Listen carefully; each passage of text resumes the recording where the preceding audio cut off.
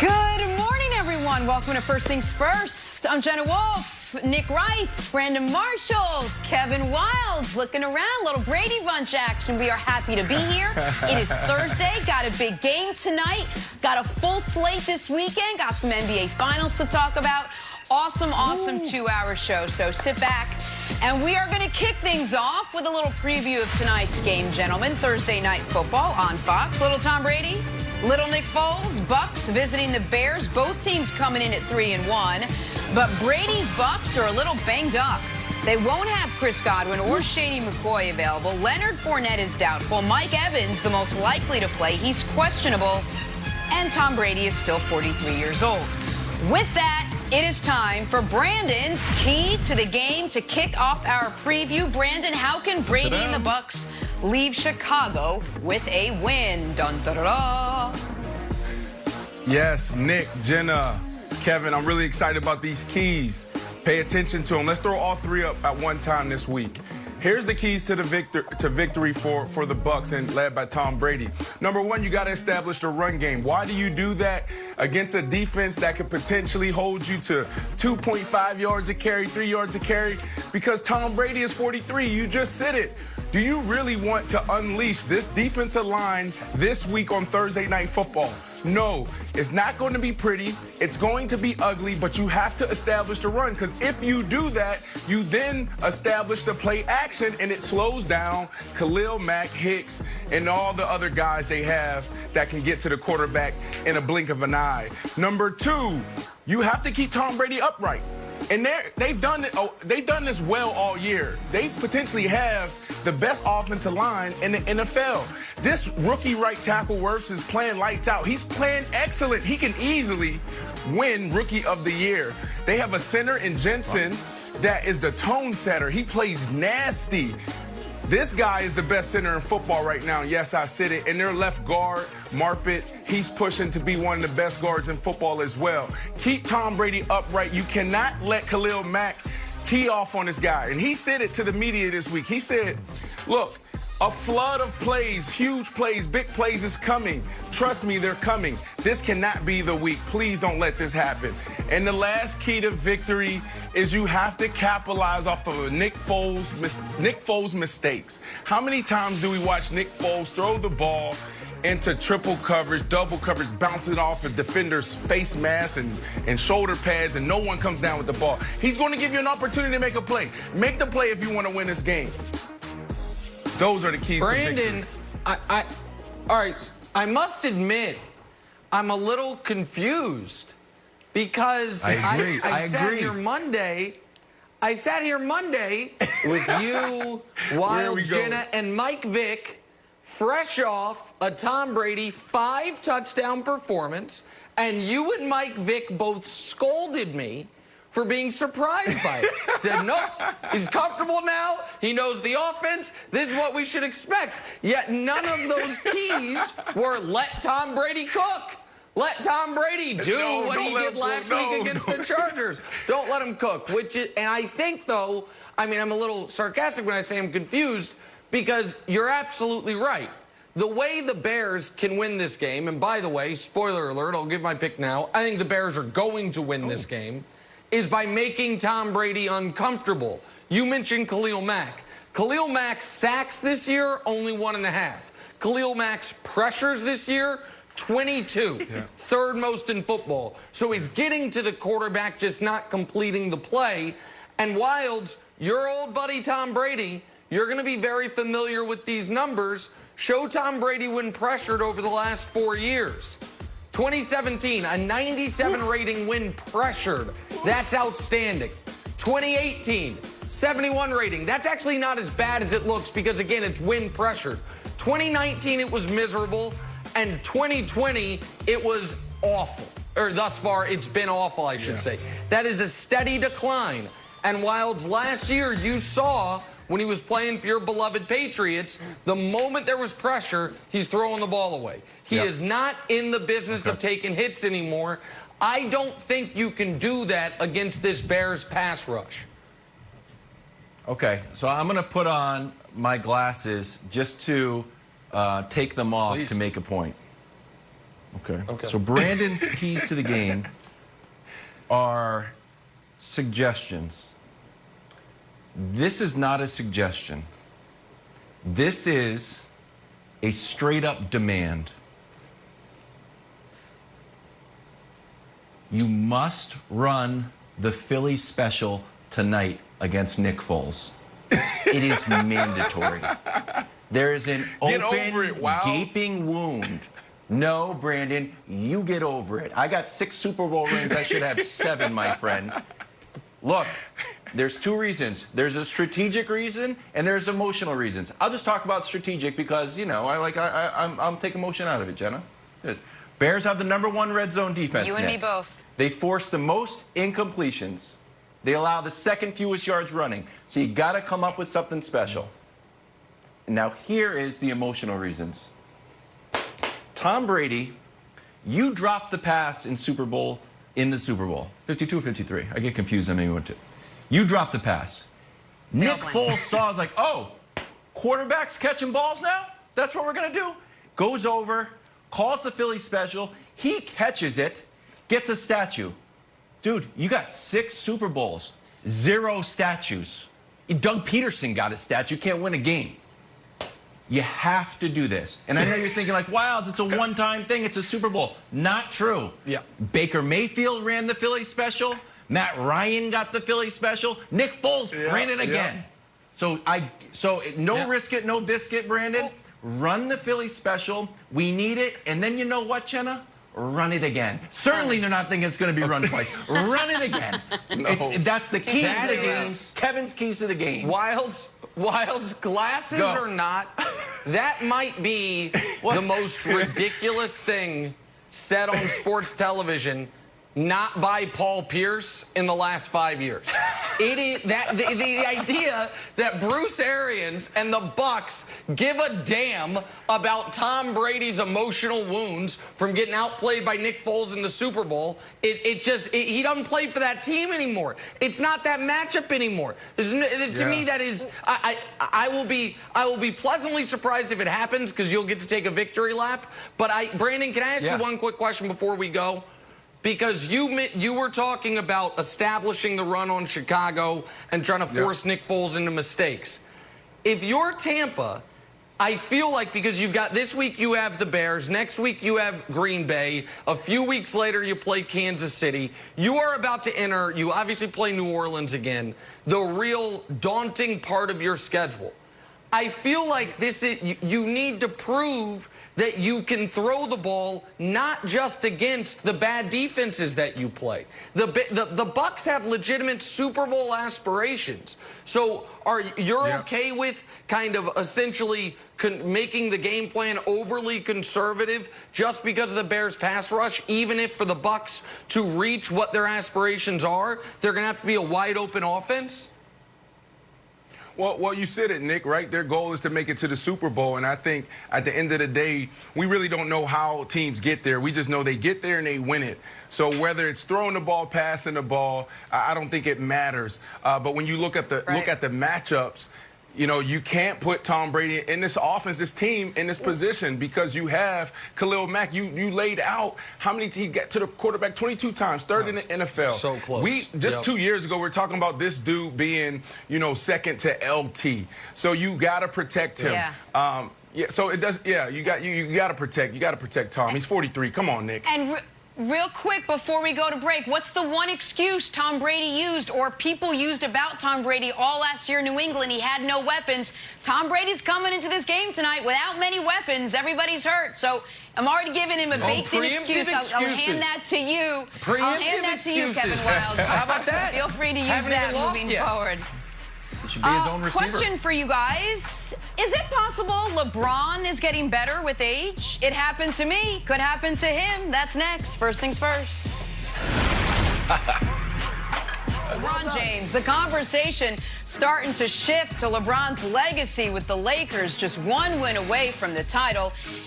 But, you know, if there is a blemish on LeBron's resume, it would be that 2011 finals run with the Heat when Miami came in as favorites against the Mavericks and lost. Well, Mavericks owner Mark Cuban chimed in on how much different LeBron is today than he was back in 2011. Take a listen. LeBron James gets a lot of criticism for that series in particular. And I want to ask you, what is the difference that you see in him then in that series and then in him now? Because if you had to just compare certain differences, what are some of the differences that you see? Yeah. So, number one, he was the number 2 guy with the Heat, right? It was Dwayne Wade that really was the leader, like we talked earlier about having that leader in the locker room, right? Right. So you could really tell on the court and just from talking to guys that, you know, he went to Dwayne's team, right? It wasn't like, you know, Dwayne came to his team. Right. And so I think one is leadership. Now LeBron's that guy, period, end of story, right? He says who comes on that team, how it's going to work, you know, what we're doing. And 2, he's got the basketball IQ level now. He's a basketball savant. Hey, Mark, you got time for an interview? Basketball. Yeah, I mean, I'll be driving, but I'm sure it's going to be no problem. Just call me, FaceTime me. We'll be fine. Nick, let me start with you. Is Mark Cuban right that LeBron James today is better in year 17 than he was back in 2011 at age, what, 26? Yes, he's 1,000% correct. And Wilds, I'm considering they need to win tomorrow, and he needs to win Finals MVP. But I'm considering unveiling a brand new take, and I think it's going to strike many of you as overzealous, but I think there's evidence to back it up, and that is So here's the thing. So LeBron James became the greatest basketball player ever in 2016 when he came back from 3-1 down. We know that. So now it's like, what can he do? What can be greater than greatest? What can be greater than greatest? I posit that if LeBron James' career started in 2012 and you just erased the first 8 years, the 2 MVPs, the 2 finals appearances, all the points, all of it, if it was 2012 to now, he would still be the greatest player of all time. That just what he's done post-Mavericks is greater than anything anyone else has done in their careers combined. So let's take a look at a few things, if we could, Wilds. First is his 10 greatest playoff games ever. What you will see on this list is only one of them comes pre-Mavericks. That is the 48 special against Detroit. Everything else came from 2012 to now.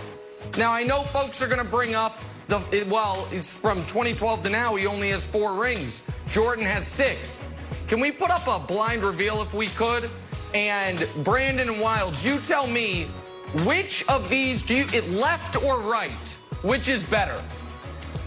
Left is better, correct? Does everyone agree? Yeah. Left has more points, rebounds, assists. Okay. Show America what those 2 categories are. That is LeBron James in his last 3 finals losses. And that is Michael Jordan in his final 3-peat, his last 3 finals wins. All of that, of course, also came post-2012. What, Wilds? Why are you shaking your head? This is all, Cuban's got it right. No. Can we throw up big shots? No, Can we problem. the clutch? Real quick. Let's show. Yeah, absolutely. Hold on, Wilds. Let me just answer Brandon real quick. No problem.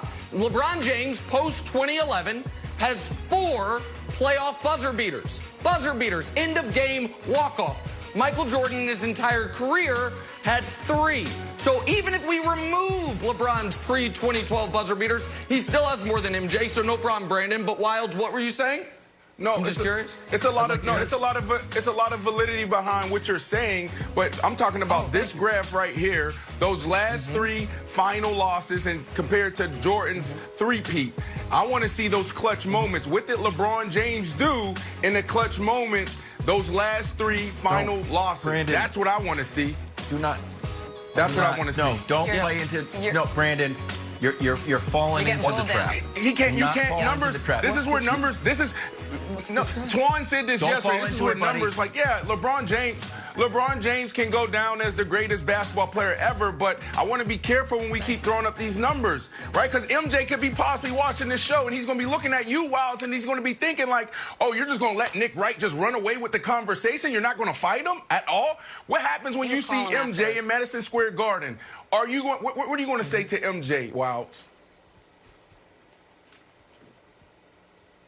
What? That's always I brought it. It's always I didn't know you had the jersey right there. That's so great. It's a permanent prop here. Go ahead, Brandon, Wilds. the only way to fight Nick here, you cannot outstat him. You can't. The guy is a human Wikipedia. No. You can't be like, I'm going to get my own stats to fight. You can't. You just have to say, Nick, I refuse to engage in a debate about Jordan's losses, about LeBron's losses versus Jordan's wins. There's one stat. It's 3 wins versus 3 losses. Having a debate whether those things are equal is, I'm not having it. I refuse. I'm sorry, Jenna. As Antoine would say, it's the eye test. Jenna, it's the eye test. You know, I apologize to interrupt, but my daughter turned 7 today, and you're a Count the Rings guy, and so is she. Like, you know, when you're 5, 6, 7 years old, just numbers like, well, one guy won, one guy lost. You don't totally understand nuance. So you have this in common with a lot of small children. It's just like, oh, well, one guy has more jewelry, so he has to be the best. I got it. We got to go. Happy birthday, Deanna. By the way, happy Big 7 today. Talk some football. Big problems in Big D. The Cowboys defense under fire for their lack of effort. But wait till you hear whose effort we're talking about. Next, first things first. Well, Thursday night football returns to Fox. Brady and the Bucs taking on Super Bowl 52 rival Nick Foles and the Bears. It is on Fox, NFL Network, and streaming on Prime Video. All right, back here. First things first, talking Dallas Cowboys now. In fact, we've been chatting all week about this Cowboys team, not their offense. That offense seems to be clicking. It's the defense giving up a league worst 36 points a game. Is it bad coaching? Is it bad execution? Or is it bad effort? Well, Cowboys safety Xavier Woods said this yesterday. Take a listen. Our effort's been good. I mean, in certain plays, some guy, me included, it may be a lack, but overall, the effort is there. You don't expect, we're in the NFL, you don't expect guys to full speed for 70 plays. That's not possible. But we're gonna push as hard as we can. We know you don't expect a backside corner to go make a play on the opposite side. He running full speed the whole time. This is not possible, to be honest. Okay, so just to recap, our effort is great. We just don't always give 100% on every play. But the effort's there completely. Coach Eric Mangini is joining us this morning. Coach, what do you make of Wood's comments? You can't go full speed. You can't give 100% every single play out there. I don't even know what to do with this. I don't know what to do with this comment at all. We're just in kill the him, NFL. Coach. Just crush him. We're in the NFL, so you can't expect us to go full speed. Well, where do you expect it to go full speed? Like youth football, high school football, college football, you're always asking guys to go full speed, but not in the NFL. And the only thing that you can control, you can't always control your ability, but you can control at all times your effort, your discipline. Those things are inherently in your control. And how do you coach from it? How do you know if the guy made a mistake because of technique or because he wasn't going 100%? And if you don't go 100% one play, and then each one of the 11 guys who are on the field take a turn doing that, then what do you do with that? How do you fix that? How do you address those problems? You're dead last in points. You're 30th in yards allowed. You're 29th in takeaways. And for him personally, he's a free agent going into the season. So that's not good. I wouldn't be excited to sign him as a free agent if I knew I'm going to get effort, part of the time. And then the backside corner, how did they get beat? They got beat on trick plays where the play started one way and went back to the backside. So you're going to use that. Fired up this morning. Like, seriously? Hey, it's disappointing that someone gets in front of a microphone and says, yeah, lack of effort, that's cool. We're bad in a year where defense has been really bad, but, it's okay. I mean, you go part-time. I mean, I know Nick takes segments off, but, What I do? For the rest of Why is my we on gotta me? try hard the whole time. All right, listen. Go ahead, Nick. To be the worst defense in what through 4 weeks has been the worst defensive year in NFL history, as a wise man once said, that ain't great. But Brandon, I'm going to admit something here. I am so relieved and I don't know what you're going to say, but given your reaction to what Coach said and what Coach just said, I feel so much smarter than I felt 12 hours ago. Because when I saw this quote, it struck me as insane. I was like, wait, what? Yeah. But then the fact that he said it, I was like, maybe I just don't know what the hell I'm talking about. Like, you have defensive line rotations, so pass rushers, you know what I mean? They're expected to go all out, but then they get subbed out of the game. Starting safeties are supposed to play the whole game. And so I'm like, oh, well, maybe it's just a thing I didn't know about, that because they're going to play the whole game, there's going to be certain plays they just kind of rest. Like when LeBron stands in the corner and he's like, nah, Rondo, you take over this play. I'm like, maybe that's just a thing that I had no idea about. Because if it's not a thing, why would you say this out loud? But it seems, given what Coach said and what you're saying, that this isn't a thing. And that this is an outrageous thing not only to do, but to just say to the media, like, listen, there's 70 plays. I'm going to give you my best for about 65 of them, but there's going to be 5 I got to chill. Less. That's not a thing, right? Listen, I can't say it better than Coach did. Like, come on now. Like, if you're not going full speed in the NFL and at the pro level, then when are you doing it? When you're getting paid millions of dollars in $1 billion business. Like, bro, you sound ridiculous, all right? Xavier Woods, you sound ridiculous. There's 3 things, and Coach, you can correct me if I'm wrong, but there's a few things that's always universal. There's some things in football that never changes.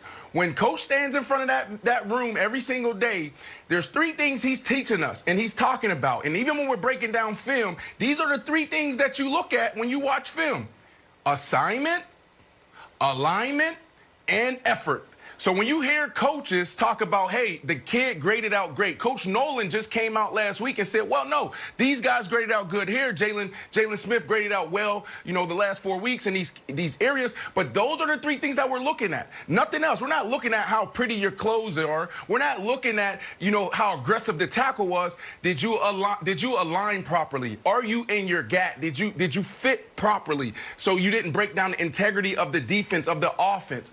Assignment. Did you do your job? So when you talk about this backside corner making that play, that's actually quarters coverage. So what's supposed to happen on the post when we know against quarters, the biggest threat to that is a post? The backside safety, the backside corner is supposed to help out that safety so that doesn't happen. So that is his job. That's his assignment. And then effort is the very last thing, Jenna. I mean, Coach, you said it perfectly. If I'm Dak Prescott in that locker room where every single day on First Things First and then undisputed, these guys are crushing the Dallas Cowboys, and I'm the one that's taking the brunt of all of this, and you're talking about effort, I'm gonna walk in the locker room and say, bro, come on, man, what are you doing? Come on, we have to have a conversation, Jenna. Coach, what do you do, Coach, if you're Mike Nolan? What do you do if you're a coach on this team and you hear someone say that? Where do you go from here? Well, first of all, I hope Dak's not watching First Things First every morning. I hope he's studying, and it looks like he actually might be, because they're putting up big points. Now, I wouldn't begrudge him for watching it because he could get some great insight. But the first meeting that I ever went to with Bill Parcells as a young coach, he sat up in front of the players and he said, we're going to evaluate you by a few things. He said, first thing is, do you know what to do? The second thing is, are you doing the things you're coached to do? And the third thing is, are you the same player every day?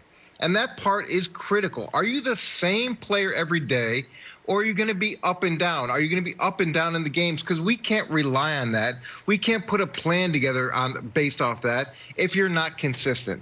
And then when Rodney Harrison came to the Patriots, one of the greatest indicators of how special he was is he would throw the scout team off the practice field individual guys, if he felt like they weren't giving Tom Brady 100% look in practice, he'd go in and play defensive line if he was mad at a guy who wasn't giving 100% effort on the show team defensive line. That's right. And that's right. Practice. And that's the mark of greatness, is they're not taking plays off. They're trying to figure out how to get not only themselves better, but other people around them better.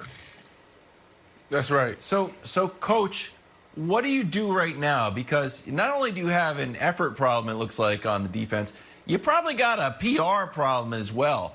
Allen Iverson famously said, like, his practice rant was misinterpreted, and it haunted him throughout his career. So now you have the new narrative out there that the Dallas Cowboys aren't even trying. So literally, like, next week at New York, what do you tell, if you were coaching, like, do you try to remedy this right away? Because I think you're going to have a PR disaster on your hands.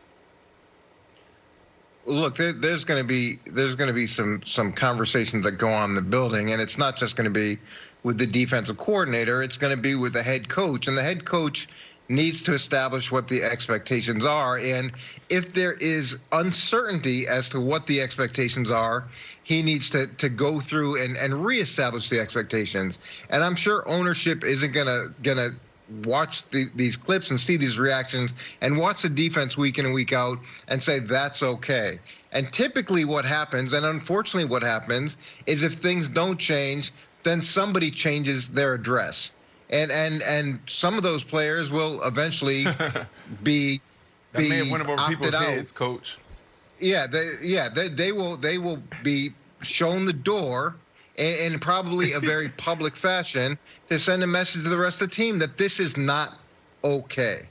Not giving your best is not okay. And if you think you're going to play like that with the Dallas Cowboys, you're wrong. You can go to another team and see if that works there.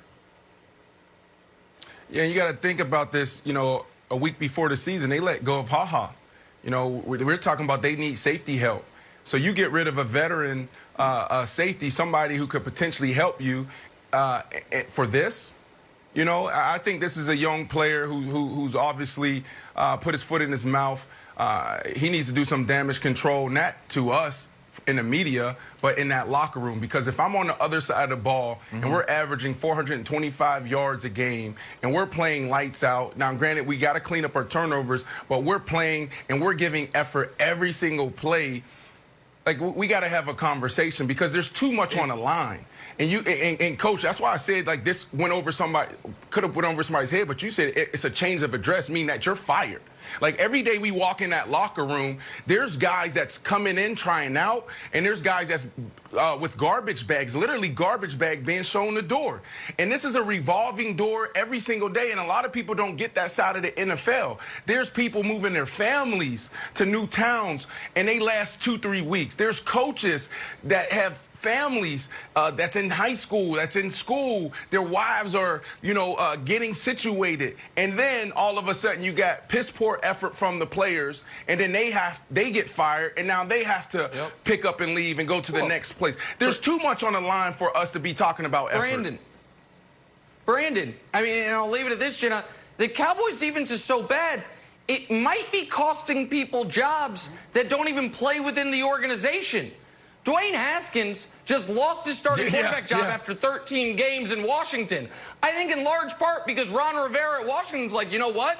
We might be able to win this division with 7 wins with the way the Cowboys are playing. So let's go with a more certain quantity at quarterback than work on it. I mean, this is like the defense has been such a disaster. It's not just to Coach's point about being almost last in almost everything. It's the whole division is like the Eagles are like, we'll take a tie. Washington's like, we'll change quarterbacks because we only need to get to like 7 wins to win this thing. Giants, by the way, aren't changing a thing. Bad. Giants are just going to stay the course. Giants are just absolutely right.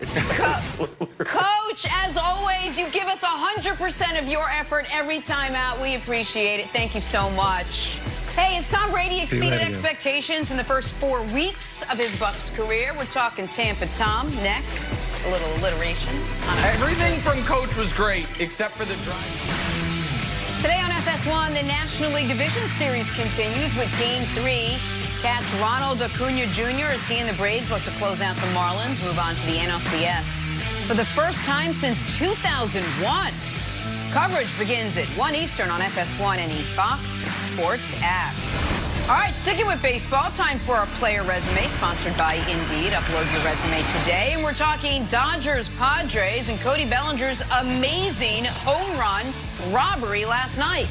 Looked like it was gone off Fernando Tatis Jr.'s bat, but Belly bringing it back. Said that's only the second time in his whole career he has ever robbed anyone of a home run. Said it felt really good. Brandon, how impressive was that catch by Cody Bellinger? So impressive by Cody. Nick, I know you think this is one of the greatest plays in all of sports. I just think it's a great play, but it's a difficult play to make. I've caught almost 1,000 footballs, and I can't make this play 5 out of 10 times. Diana Taurasi at Larry Fitzgerald's softball charity event had to teach me how to catch a fly ball. Like, pop up. Like, it was extremely hard to control and understanding how to track the ball in the air. This is a difficult play. This is awesome. What, Wilds? What Wilds? What's the problem? Another name dropper? Little name dropping Sitch? No. That's what he's like. I had to learn to catch the ball. I couldn't make this 5 out of 10 times, but you could make it 4 out of 10, even though you don't know how to catch the ball. That's like an odd mix. Well, you would expect. While you would expect me, as a football player and catching the ball over my shoulder to be able to make that play, it's difficult. 10 out of 10. Yeah, I can't do it. I was disappointed. Yeah. It's hard. And it is it's the hard. coolest What play did you call him, in Belly? sports. What you call him, Jenny? Is the coolest Jenna, play what you in call him, sports. Belly? Dodgers.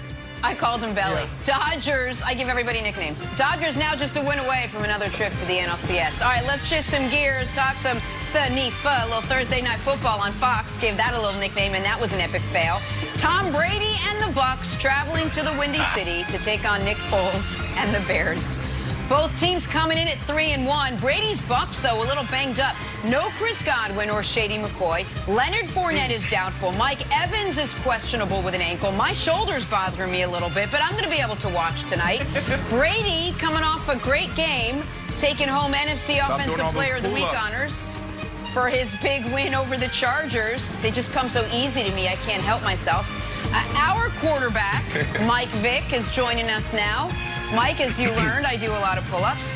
What do you think, Mike? Has Brady exceeded your expectations through his first 4 weeks with the Bucs, especially given the game he's coming off of last week? No, he hasn't exceeded my expectations. This is what I expected from Tom Brady.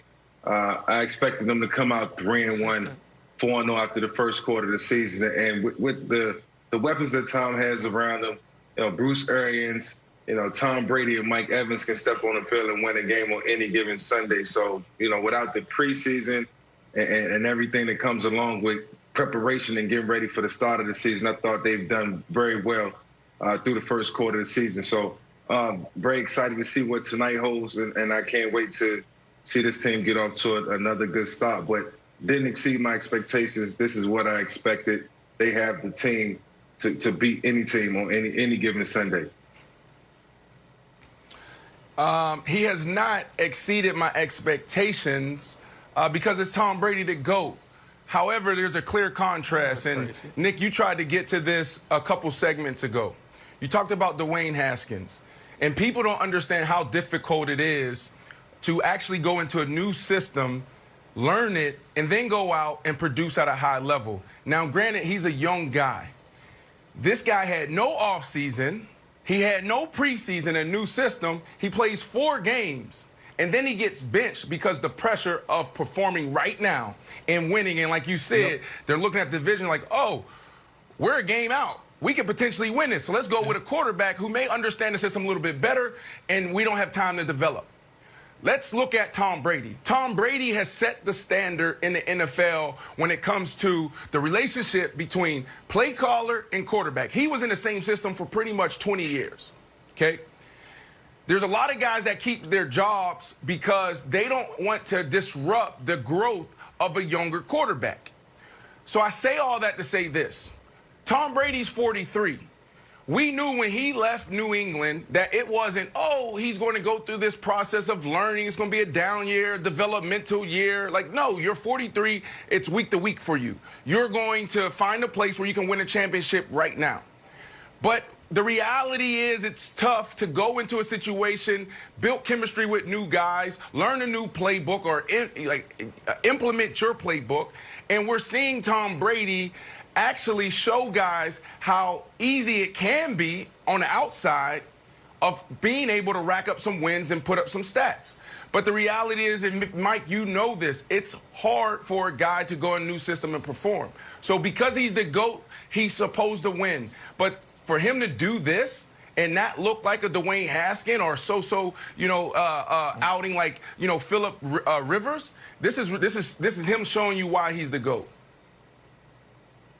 Yeah, and to your point, Brandon, when you're talking about a guy who, has to, put that time and that effort and that work in, and it wasn't there this offseason, through preseason and through OTAs and training camp, for him to come out and perform at such a high level, being the GOAT, I did expect this, but at the same time, when you have a guy who has so many snaps, so much experience, it's nothing that can't be done at the quarterback position, man. And I got to take my hat off to Bruce Arians and Brian Leftwich. I know they're playing an integral part in, the development of Tom Brady. Even though he's 43, even though he has 17 years in the league, he's still learning, still getting better. Okay. All right. So a few things here. One is Brady did have some time. Got a little extra time when he went to Leftwich's house when he wasn't supposed to, and ended up breaking into the neighbor's house. They held those against NFLPA recommended workouts on those fields. We all just pretend those didn't happen. So he did have a little bit of time. But yeah, little time. Mike and Brandon, you guys weren't here. I picked all 256 games of the season because I do that every year. So you go through every team's schedule, pick games. I picked the Bucs to miss the playoffs, and I picked them to start 3-1. So I'm not surprised by their record. They're supposed to have won their last 3 games. I need to see this. And they did win. Where's this bracket? They did. We could show it to you another time. They did win their last 3 games. The issue is the next 8. Because over the next 8 games, it's not just this week at Chicago, a game I think they're going to lose, and then Green Bay, and then Oakland. It's a few weeks later, the rematch against New Orleans, and then it's games against the Rams and the Chiefs. So this 3-1 start can turn into 4-6 awful quick. And if it's not going to, then if I may dare, and I know it's tough, especially when Mike's on the show, level a little bit of criticism of Tom Brady, he needs to be more consistent because Brady's played 4 games, Wilds. 2 of them have been excellent. 2 of them have been awful. He hasn't played an average game yet. He hasn't had a single mediocre performance. He's had 2 really bad games and 2 outstanding games. If you're betting on the Bucs, you believe what he did the last 2 weeks is sustainable throughout the year. I don't even think it's sustainable till the end of the night. Because I think the Bears are going to get pressure on him. And what we've seen from Brady over the last few years is a precipitous drop in his quarterback rating and accuracy. Okay, quarterback rating and accuracy when he's pressured, Wilds. So go ahead, whisper away. Can you hear me? Can you hear me if I whisper like this? Patrick Mahomes also had 2 good games and 2 bad games. Patrick Mahomes had 2 good games and 2 bad games, too. Okay. He did. Yeah, Patrick Mahomes had 2 good games and 2 bad games. So if you want to say he's the best quarterback in the league, he made $500 million. He's had 2 really good games, and he looked terrible against the Patriots, and he looked terrible against the Chargers. So I chalk that up to, hey, not only maybe it's the genius of Bill Belichick, sure, but maybe it's just kind of like a feel-out period. But Tom Brady's got new everything, and Patrick Mahomes has new nothing. I don't want to turn this into a Patrick Mahomes bash fest, but I think saying that Tom Brady's only had 2-2, well, a lot of guys have had 2-2. Lamar's not quite right. Just because Russell and Aaron Rodgers look great, Patrick Mahomes doesn't. So I feel like that's okay.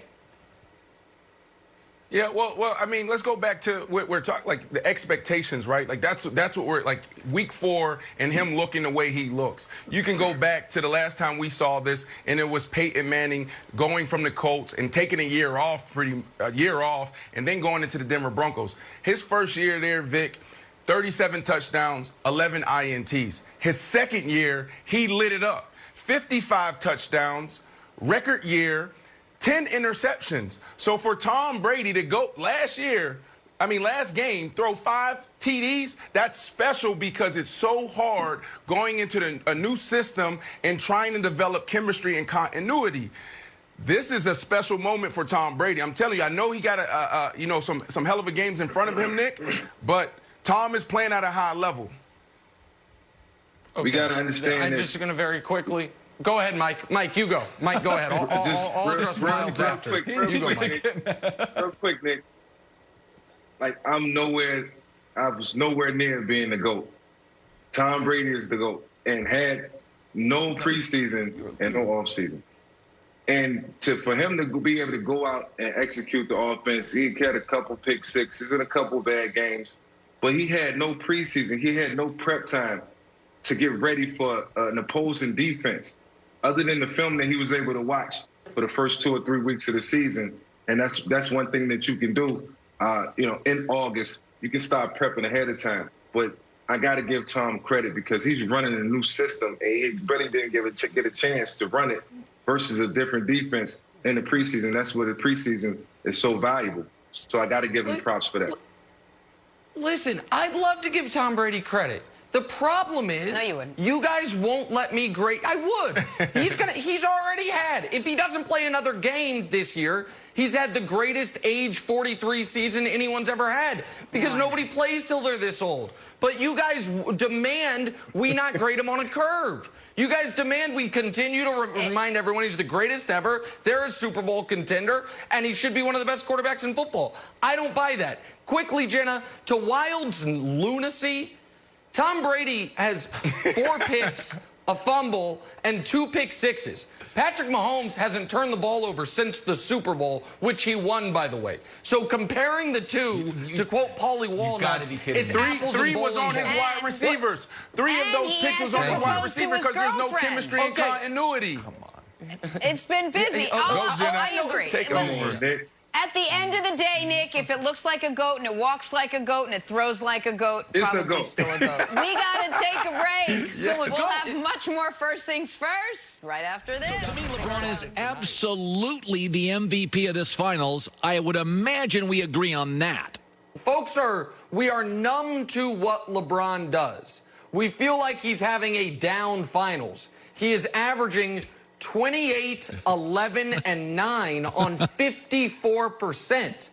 And while AD has been brilliant defensively, in these finals, LeBron is averaging more points, more rebounds, more assists. There isn't an argument for anyone to win this finals MVP other than LeBron.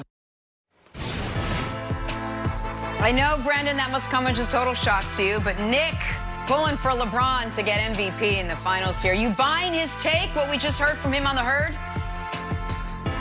I 100% back Nick.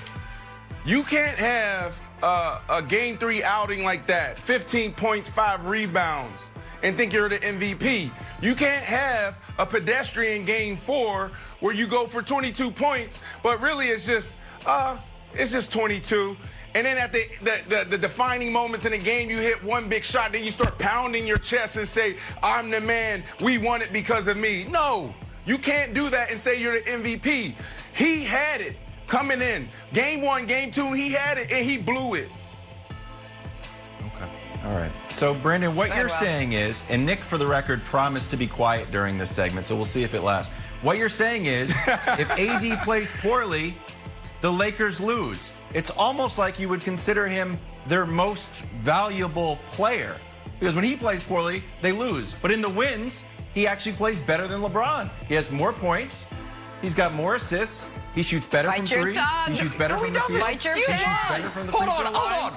I can talk if you lied. I knew it. You lied. You lied. You said it's effective. You said he has more assists. You said he has more assists. It's a lie. That's a lie. So you must retract. And he doesn't have rebounds either. He's got nothing. Move on, Jenna. Wilds blew it by lying. Move on, Jenna. Move on. No, we're going. Bring Broussard in or something. Move on. All right. Let's stay here. Let's stick with the king. So the conversation is starting to shift to LeBron's legacy, right? With the Lakers just one win away from the title. But, I mean, guys, if there is a blemish on LeBron's resume, it would be that 2011 Finals run with the Heat when Miami came in as favorites against the Mavericks and lost. No. Well, Mavericks owner Mark Cuban chimed in on how much different LeBron is as a player now than he was back in 2011. Take a listen. LeBron James gets a lot of criticism for that series in particular. And I want to ask you, what is the difference that you see in him then in that series and then in him now? Because if you had to just compare certain differences, what are some of the differences that you see? Yeah. So, number one, he was the number 2 guy with the Heat, right? It was Dwayne Wade that really was the leader, like we talked earlier about having that leader in the locker room, right? Right. So you could really tell on the court and just from talking to guys that, you know, he went to Dwayne's team, right? It wasn't like, you know, Dwayne came to his team. Right. And so I think one is leadership. Now LeBron's that guy, period, end of story, right? He says who comes on that team, how it's going to work, you know, what we're doing. And 2, he's got the basketball IQ level now. He's a basketball savant. All right, our Chris Broussard joining us now. Chris, I want to get your take on Mark Cuban interviewing and driving and interviewing. I get it. It's comfortable. Is LeBron better today in year 17 than he was back in 2011 at age 26? This is a tough one. I agree with most of what Mark Cuban said, except that he was the number 2 guy. Now, he's right in that Dwayne Wade was the leader of that team, but LeBron was the best player. Let's not forget how good LeBron James was in 2011.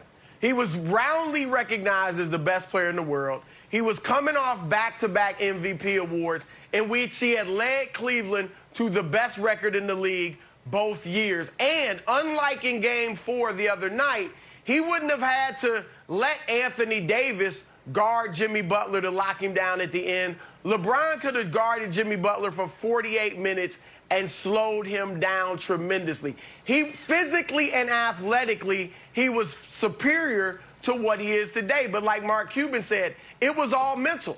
And LeBron was not mentally where he is today, nor was he mature enough. Remember, that was a year when LeBron was trying to play the villain role. He was going to play into what everybody was saying when he left Cleveland. Okay, this is what you want. This is who I'll be, the villain. That wasn't him. That showed that he let what others were saying get into his head. He doesn't do that anymore. Also, remember, he and Dwayne Wade, that series turned a bit when he and Dwayne Wade mocked Dirk Nowitzki for being sick during the series.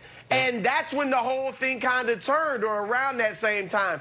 And so that shows the lack of maturity. LeBron and those around him will tell you that series, as bad as it was, he did some soul searching after that, became not only a better player and leader, but a better man, a better father, a better partner to his now wife, Savannah. Like, that was necessary, as bad as it was, for LeBron to become what he is today. Now, what he has now is 80 to 85% of his old athleticism, but he's far smarter and more experienced than he used to be. So that can still make him the best player in the world. Better, I was thinking about this. I said, I don't know if I can say he's better, but it boils down to this. In 2011, he was not ready to lead a team to a championship.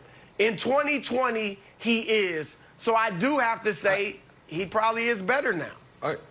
Yeah, I would argue the best LeBron James we've ever seen was 2013, when he should have won Defensive Player of the Year, when he was a vote away from unanimous MVP, when they won 27 straight games. He's not as good now as he was in 2013, but he's better now than he was in 2011.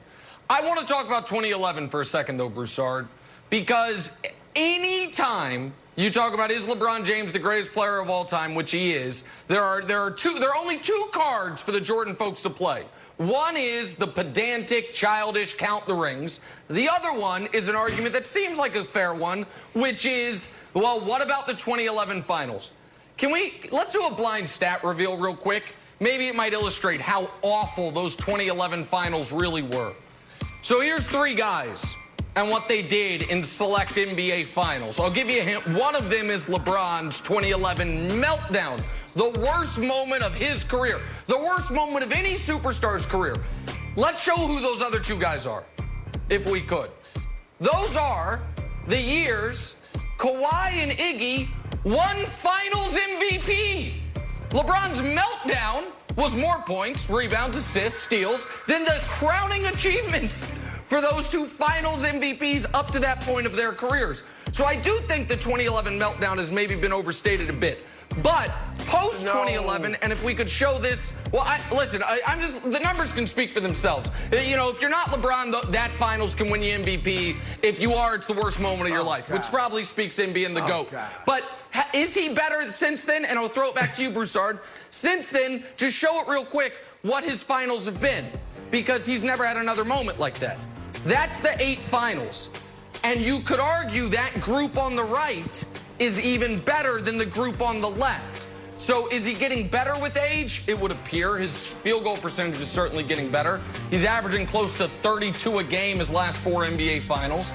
And it's certainly, he's had no moments like 2011 Broussard, which was so horrible, it just was, you know, the same stat profile as a couple finals MVPs. That's all. Just Nick, numbers. I'm sure we'll have this conversation after the Lakers win this championship, and LeBron now has 4 rings. But look, I've got a handful of cards. I don't have just 2, all right? I've got a handful of cards that tell me Michael Jordan is the GOAT. That's but the third. Can't, You pull that one out of the back pocket.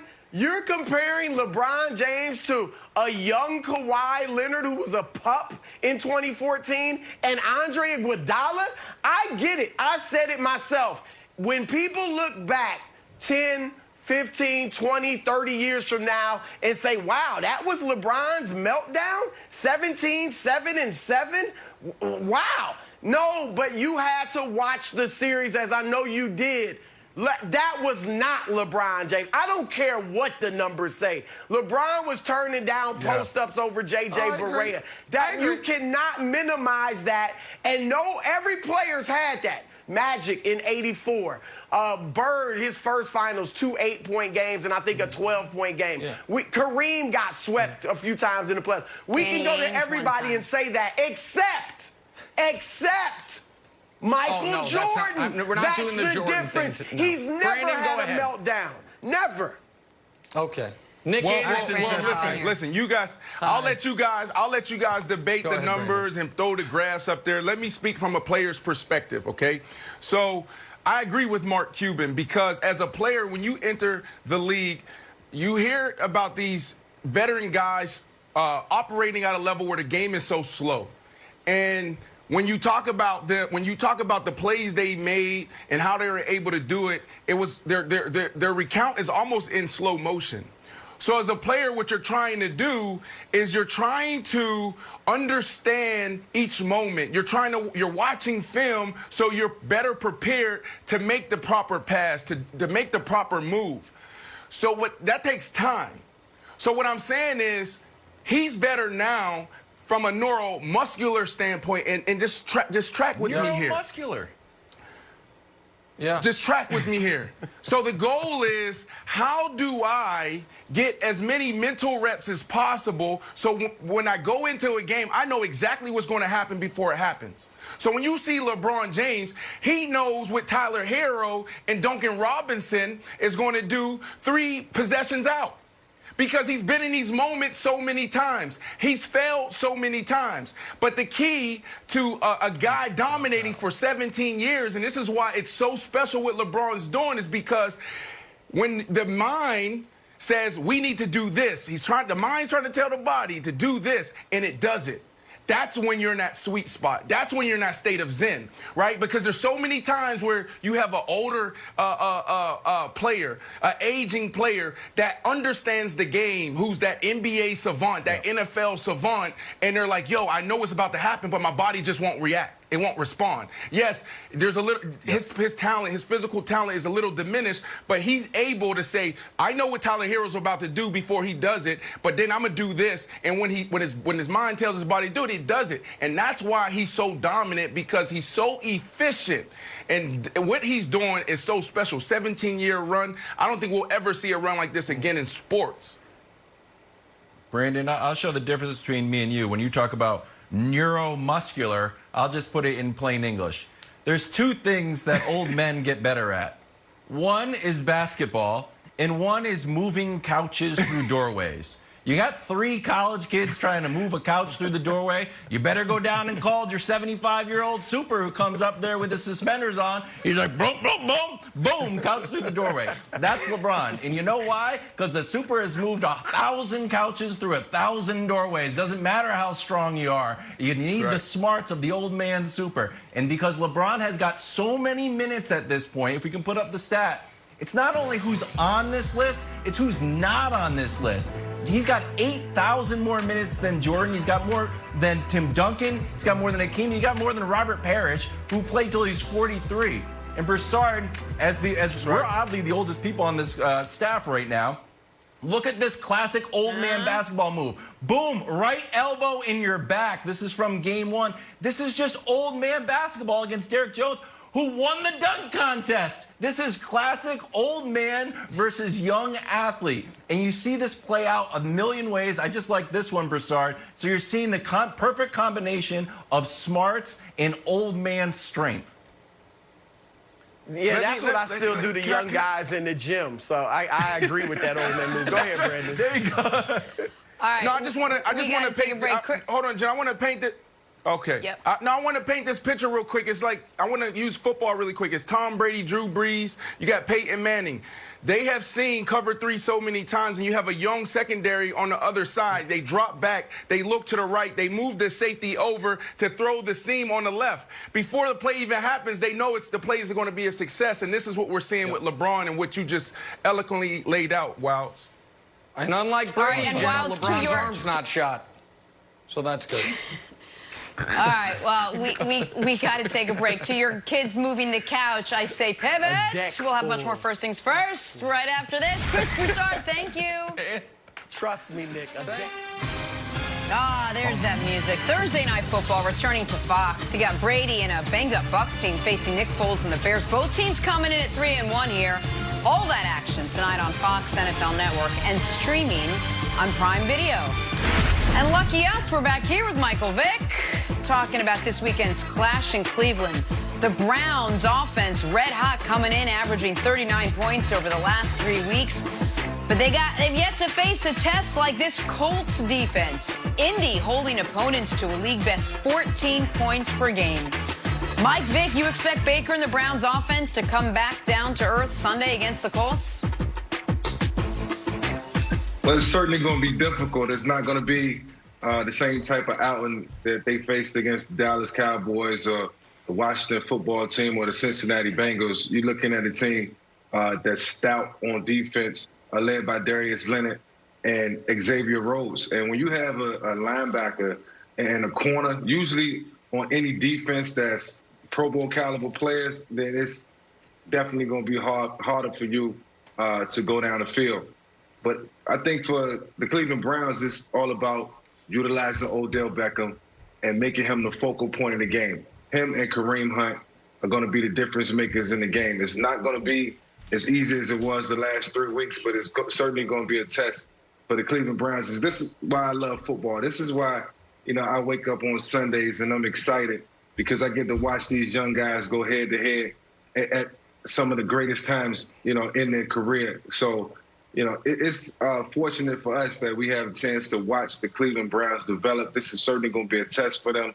And I don't know if it's going to be difficult for them to move the ball against this team. We'll have to see.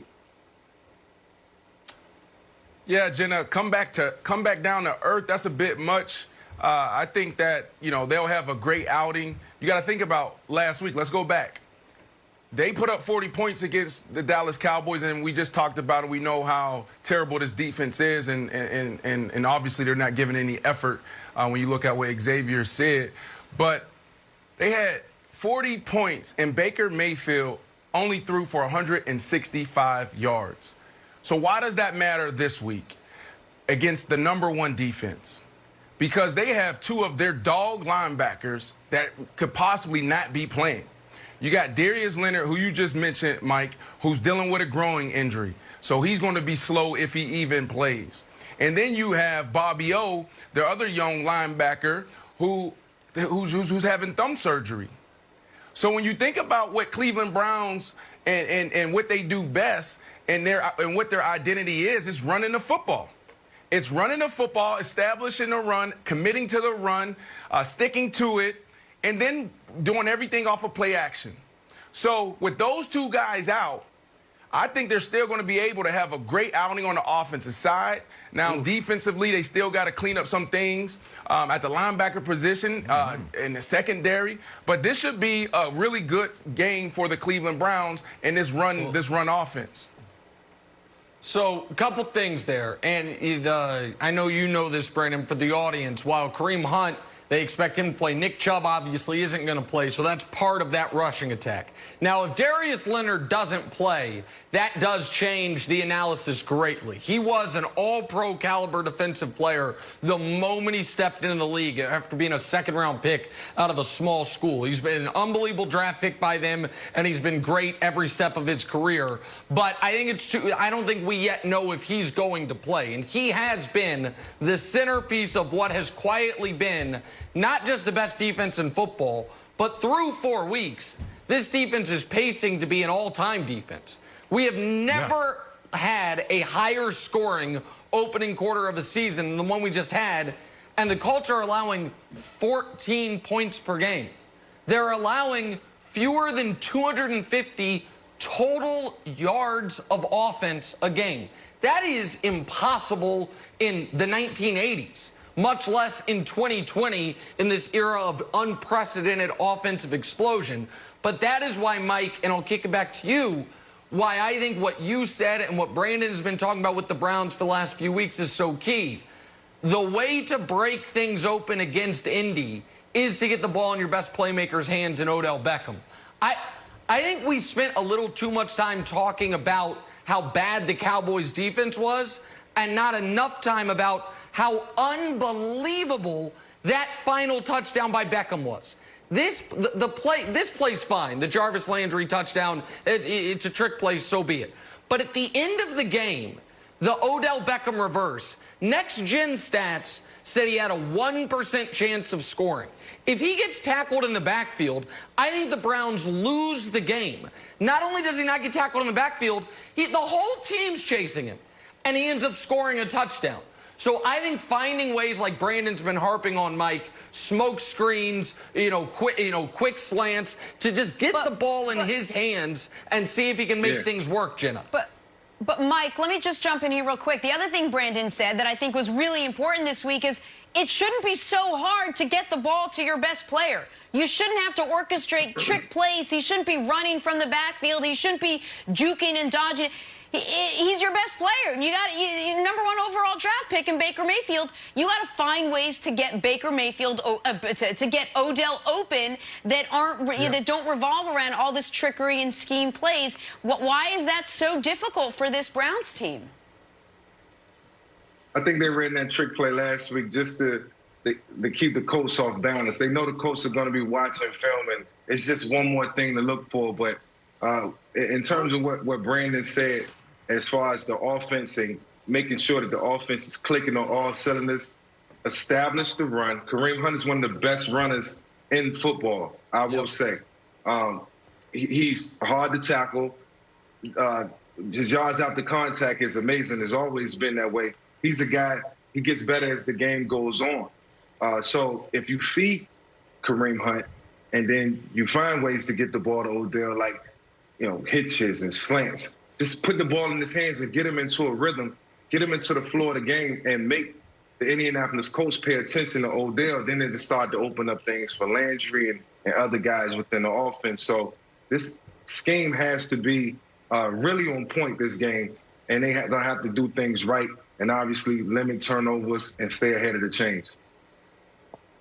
So, Mike, when we were in commercial break, I was talking about how good Jarvis Landry's arm was, and we saw a lot of creativity from the Browns. And you said, I want Baker throwing that.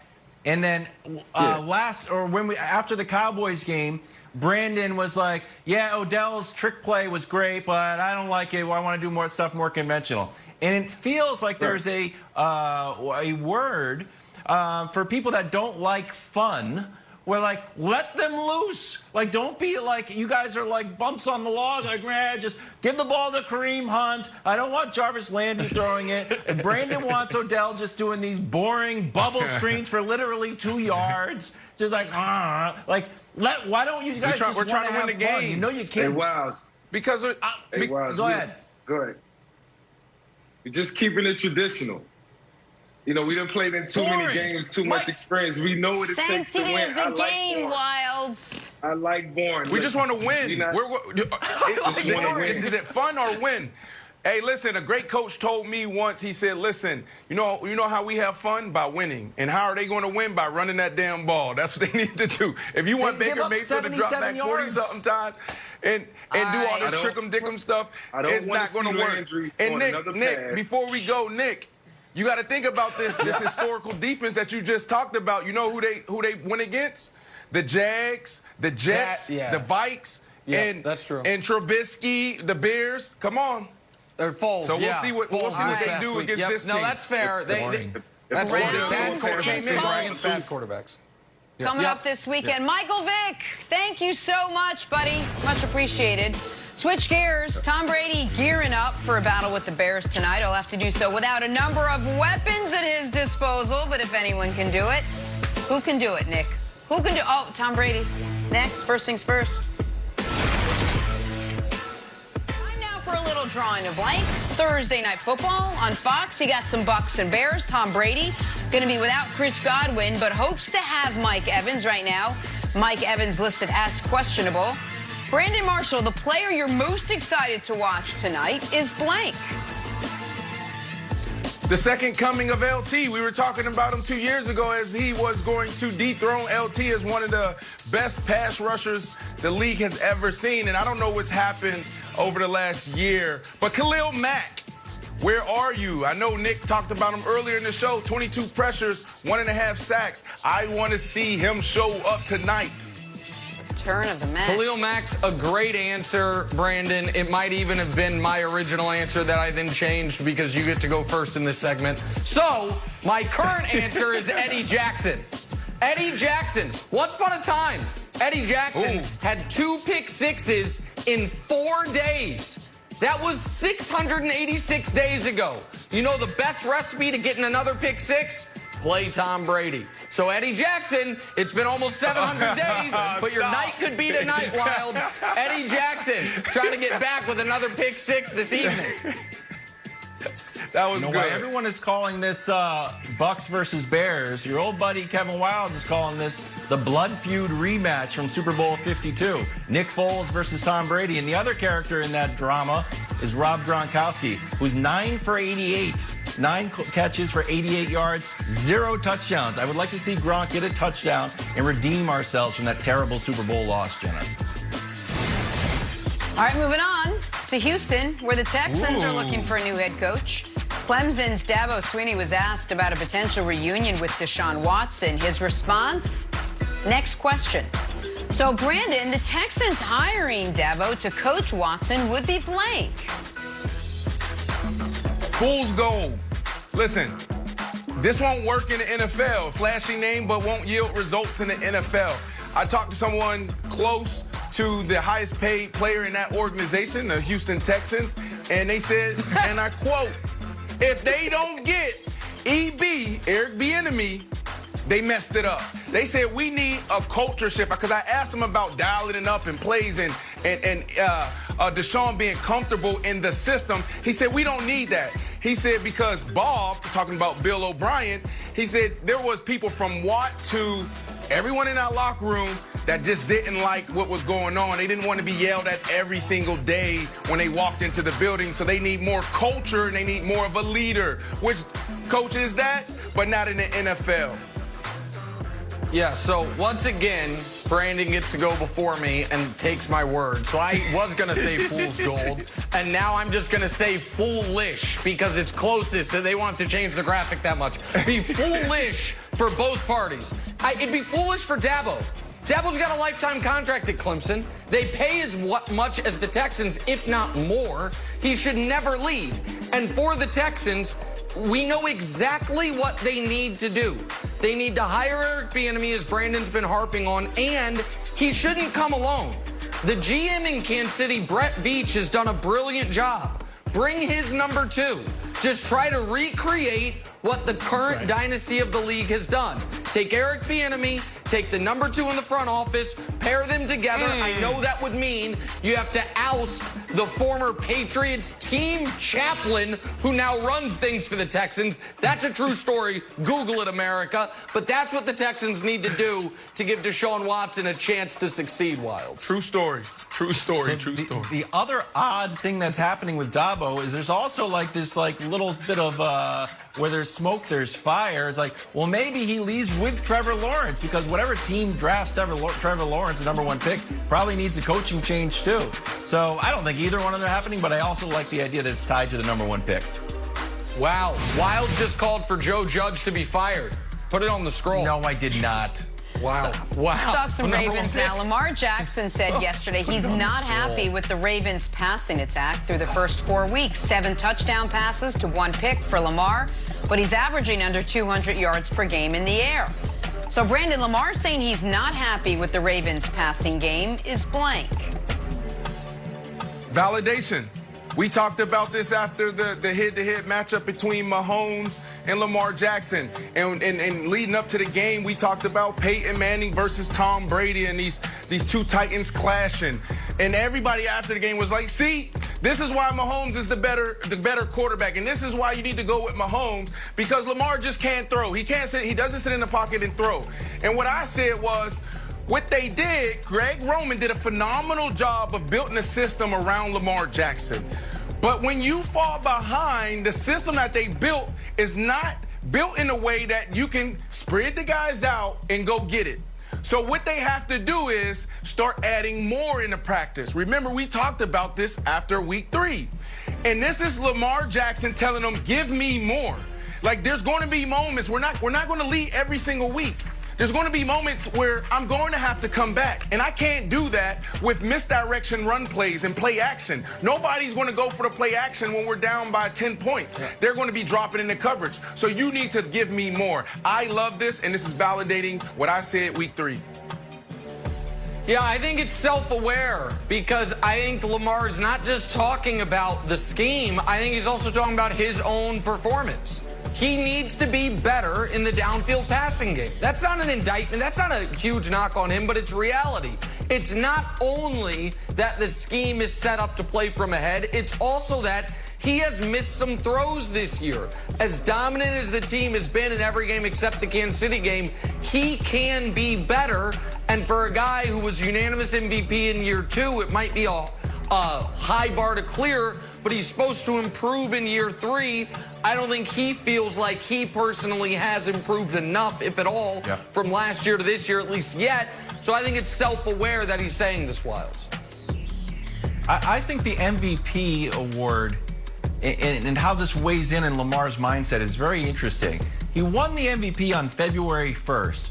So you get to enjoy it for about 8 months. And then all of a sudden, Aaron Rodgers MVP, Russell Wilson's MVP, Josh Allen's MVP. And I'm up Lamar Jackson like, hey guys, I'm the MVP. What's going on? I didn't even get to I got to celebrate for a summer. I was quarantined, and now you guys want to take my MVP award. So I think he's got to be a little bit frustrating that he can't enjoy the fruits of his laurels here, and he's still the MVP. He wants to play like it.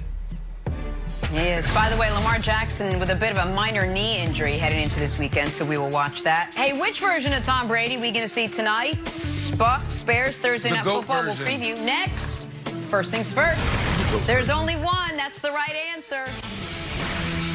Today on FS1, the National League Division Series continues with Game 3. Cats Ronald Acuna Jr. as he and the Braves look to close out the Marlins. Move on to the NLCS for the first time since 2001, Chipper Jones days. Coverage begins at 1 Eastern on FS1 and the Fox Sports app. Time now for some stories to start your morning, sponsored by Ram Trucks, built to serve. Talking Dallas Cowboys now. You know, we talked all week about this porous Dallas defense, the one giving up a league-worst 36 points a game. Hey, you can pick your reason why. Is it scheme? Is it execution? Is it effort? Cowboys safety Xavier Woods chimed in with his take, and it'll most likely rub some folks the wrong way. Take a listen. Our effort's been good. I mean, in certain plays, some guy, me included, it may be a lack, but overall, the effort is there. You don't expect, we're in the NFL, you don't expect guys to full speed for 70 plays. That's not possible.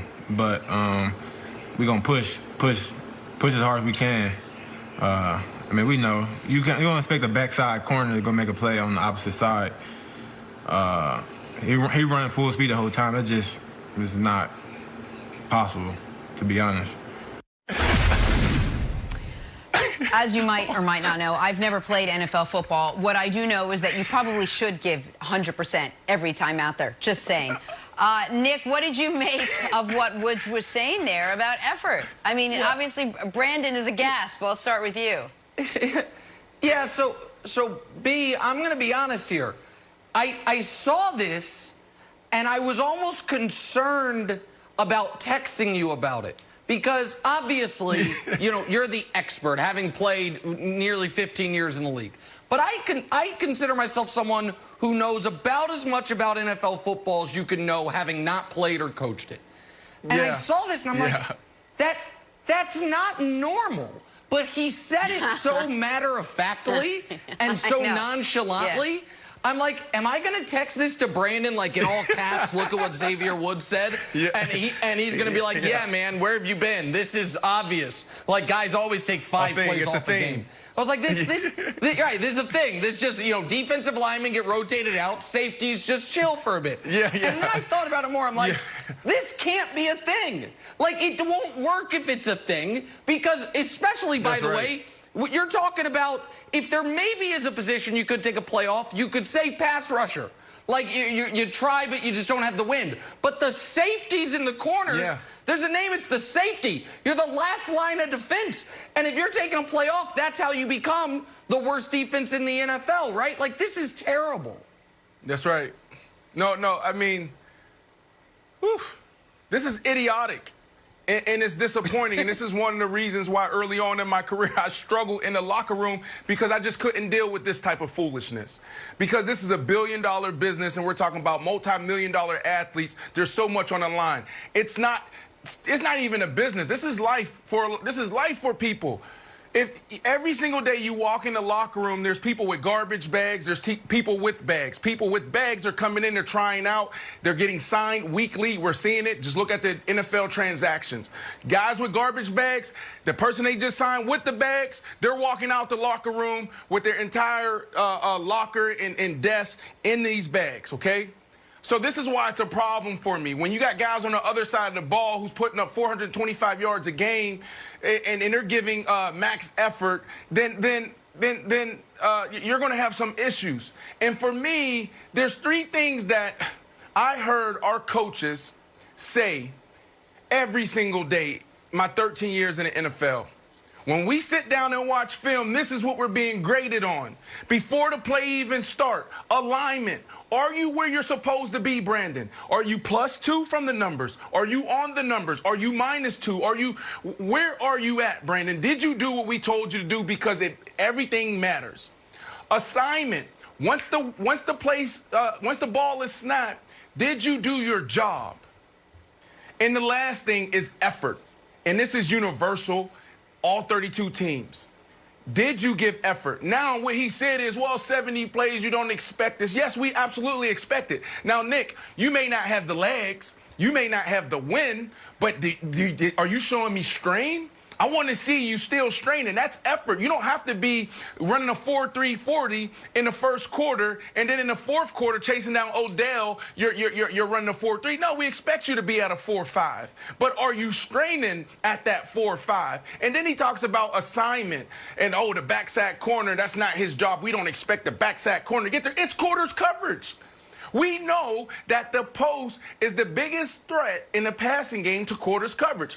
What stops that is the backside corner or the safety. If number 2 doesn't go vertical or number 1 goes flat, then the corner or the safety goes to the post. And you can run the play if we have it. You can see DK Metcalf on the left side. He runs a sloppy post. They contain Russell Wilson. He's in the pocket. He got like forever to throw the ball. So that means the safeties in the corner has forever to adjust, and nobody adjusted. So if I'm coach right now, I'm going into this locker room and I'm saying, guys, we have some issues because this is not the standard. This is how we all get fired, and I'm going to fix this right now, even if I have to bench you, bring back Clinton Dix, whatever his name is. You got Eric Reed out there. You have Earl Thomas out there. I don't know what you have against him. And you also have Tony Jefferson. Go get one of those guys and replace this lack of effort with a veteran, a savvy veteran.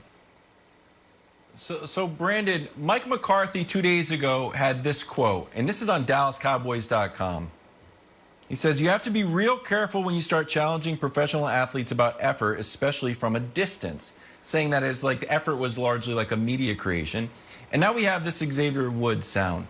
So I still, and Nick, I felt like you felt like maybe I'm misinterpreting this. I still think this is largely a public relations mistake and not necessarily an effort mistake.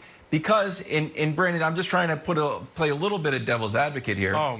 You've done the math on how many people play football and how many people play high school football and college football and professional football and how small that number is of people in the world. So the idea that you can get up to that level and not be giving your maximum effort, or I think it's more likely that Xavier Woods just made a mistake. Well, Wiles, I don't know. Let me push back in on front that, of the Wiles. microphone. Wiles, That's the only. That just feels like a more. Hold on. Go ahead. Let me push back on that though, because if your logic's true, then the whole idea of coaching is almost pointless. Because part of coaching is motivation. So if the idea was, well, once you're a pro, everyone is always operating at peak motivation, then you wouldn't have these fiery speeches. You wouldn't have these position coaches who you see losing their minds on the sideline. So I do think, you know what I mean? I don't think many guys got to the NFL, Brandon, without giving full effort. But what it would appear is there are certain guys, Brandon, that have taken their foot off the gas. And is that a coaching thing, Brandon? No, he's confusing effort and strain. He's confusing effort and strain. You don't have, you can be tired, you can be winded, right? Like, yes, our goal is to be in optimum shape and be lights out for 4 quarters.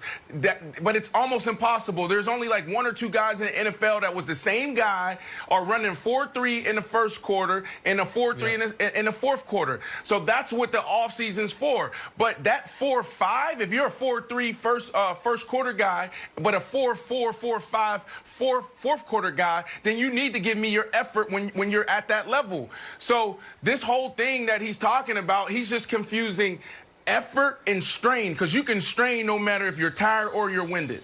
And Jenna, do you know what the recipe for a terrible, terrible defense is? A complicated scheme, nobody getting to the quarterback, and a secondary that takes plays off. That's how you allow 35 points per game. And the Cowboys are checking every one of those boxes.